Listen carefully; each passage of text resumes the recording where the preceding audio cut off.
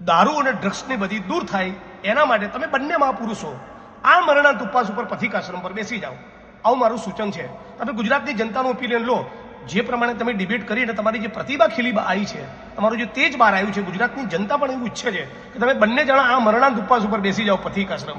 જ્યાં સુધી કે ગુજરાતમાં દારૂ ડ્રગ્સની બધી ખતમ નહીં થાય ત્યાં સુધી મિસ્ટર ચાવડા અને બ્રહ્મભટ્ટ આ બંને નિવૃત્ત આઈપીએસ અધિકારીઓ એ ગાંધીનગર પથિકાશ્રમ ખાતે બેસી જશે. કોંગ્રેસના નેતા જિગ્નેશ મેવાણીએ જ્યારથી પટ્ટા ઉતારવાની વાત કરી છે ત્યારથી આ વિવાદ વધુ વકરતો જઈ રહ્યો છે. સમગ્ર ગુજરાતમાં આના પડઘા પડી રહ્યા છે. એક સમય પોલીસ પરિવાર પણ રસ્તા પર ઉતર્યો હતો અને સતત માંગ કરવામાં આવી રહી હતી જિગ્નેશ મેવાણીના રાજીનામાની.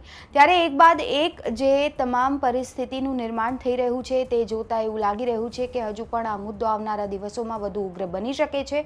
કારણ કે એક બાદ એક જે નેતાઓના નિવેદનો સામે આવી રહ્યા છે, કોંગ્રેસના નેતાઓના જે નિવેદનો સામે આવી રહ્યા છે એ ચર્ચાનો વિષય બની ગયા છે. આ બધાની વચ્ચે સોશિયલ મીડિયા પર વધુ એક વિડીયો છે જિગ્નેશ મેવાણીનો જે વાયરલ થઈ રહ્યો છે, જેમાં તેઓ પૂર્વ આઈપીએસ અધિકારીઓને ટાંકીને ખાસ નિવેદન આપી રહ્યા છે.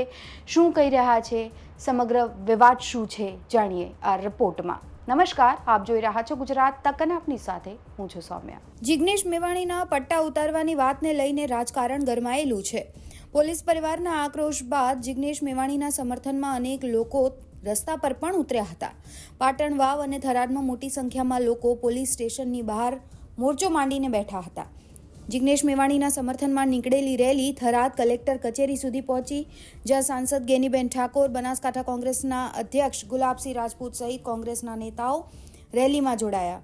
ત્યારે હવે જિગ્નેશ મેવાણીનું વધુ એક નિવેદન ચર્ચાનો વિષય બન્યો છે, જેમાં જિગ્નેશ મેવાણીએ બે સરકારી પૂર્વ આઈપીએસ અધિકારીઓને ટકોર કરી છે, જે વિડીયો સોશિયલ મીડિયા પર અત્યારે વાયરલ થઈ રહ્યો છે. શું કહી રહ્યા છે વડગામના ધારાસભ્ય જિગ્નેશ મેવાણી, આવો સાંભળીએ. મિત્રો, રાજ્ય સરકાર દ્વારા સત્તાના ચાપલુસ આવો એક એવોર્ડ જાહેર કરવામાં આવે તો ફટાક દઈને આ એવોર્ડ બે નિવૃત્ત કર્મચારીઓને મળી જાય એવા એક મિસ્ટર ચાવડા અને મિસ્ટર બ્રહ્મભટ્ટ. આ બંનેને હમણાં મારી વિરુદ્ધ ઉશ્કેરવા માટે ન્યૂઝ ચેનલની ડિબેટમાં કેટલાક લોકોએ બેસાડ્યા. પણ આ બંને મિત્રોને એટલું કહેવા માંગુ છું કે તમે આટલા બધા નિષ્ઠાવાન હોય અને રાજ્યના પોલીસ કર્મી ભાઈ બહેનોને આટલી બધી ચિંતા હોય તો તમે એક કામ કરો. મારું સૂચન છે, 1 ડિસેમ્બરના દિવસથી ગુજરાતના પોલીસ કર્મચારીઓના કામના કલાક નિર્ધારિત થાય.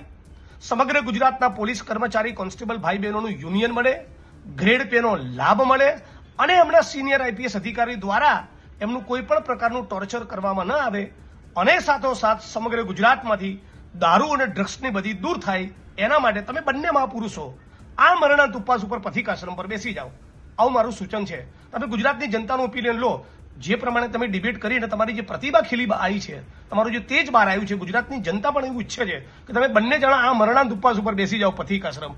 જ્યાં સુધી કે ગુજરાતમાં દારૂ ડ્રગ્સની બધી ખતમ નહીં થાય ત્યાં સુધી મિસ્ટર ચાવડા અને બ્રહ્મભટ્ટ આ બંને નિવૃત્ત આઈપીએસ અધિકારીઓ એ ગાંધીનગર પથિકાશ્રમ ખાતે બેસી જશે. અને બીજું એક નાનકડી તમને સલાહ બી છે, નિવૃત્ત થઈ ગયા છો તો સવારે ચાલો થોડું સૂર્ય સ્નાન કરો અને આમળાનો જ્યુસ પીવો, સરગવાનો જ્યુસ પીવો અને સાથે સાથે થોડો કેલ્શિયમ વાળો ખોરાક ખાઓ. કેમ કે તમે જ્યારે સર્વિસમાં હતા ને ત્યારે તો તમારી સ્પાઇન કરોડરજ્જુના બહુ ઠેકાણા નતા. કદાચ નિવૃત્તિ પછી કદાચ તમારી સ્પાઇન સરખી થાય. આશા રાખું તમને સમજણ પડી હશે.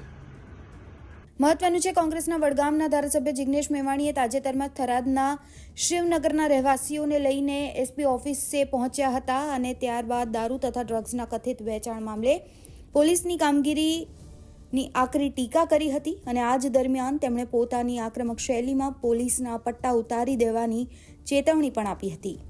આ સાથે જ અનેક ગંભીર આરોપો પણ લગાયા હતા, જેના પગલે રાજ્યના ઉપમુખ્યમંત્રી હર્ષ સંઘવીની પણ પ્રતિક્રિયા સામે આવી હતી, જેમાં તેમણે પોલીસને ચિંતા કરવાની જરૂર નથી એવું કહેતા ઉમેર્યું હતું કે પોતાની જાતને ખૂબ ભણેલા ગણેલા અનેક ડિગ્રી ધરાવતા પરંતુ જેમને સંસ્કાર નથી મળ્યા તેવા લોકો તમારી કચેરીએ આવશે, તમારા પટ્ટા ઉતારી લેવાની, નોકરીમાંથી કાઢી નાખવાની વાત કરશે.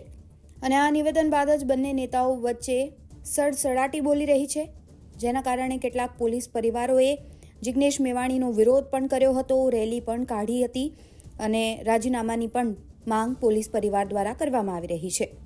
આ આખી ઘટના બાદ એક નિવેદનો પણ સામે આવી રહ્યા છે, જેના કારણે સમગ્ર ગુજરાતમાં આ ઘટના ચર્ચાનો વિષય છે. બ્યુરો રિપોર્ટ, ગુજરાત તક.